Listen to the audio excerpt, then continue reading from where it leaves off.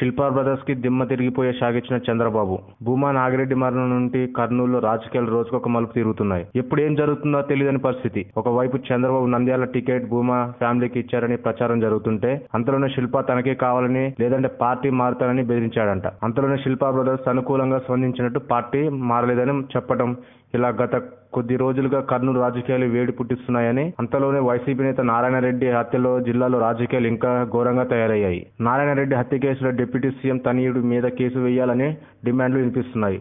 ఈ వ్యవహారంలో టీడీపీని ఇరకాట్లను పెడుతుంది. చాలా కాలం తర్వాత ఫ్యాక్షన్ హత్యలకు కేఈ కొడుకు శ్యాంబాబు హత్య కేసు ఆరోపణలు రావటం పార్టీని ఇబ్బంది పెడుతుంది. దీంతో పార్టీ అంతర్గత వ్యవహారాల్లో కీలక మార్పులు చోటు చేసుకున్నట్లుగా తెలుస్తుంది. పార్టీ జిల్లా అధ్యక్షుడిగా ఉన్న శిల్పా చక్రపాణి రెడ్డికి చంద్రబాబు షాక్ ఇవ్వనున్నారని తెలుస్తుంది.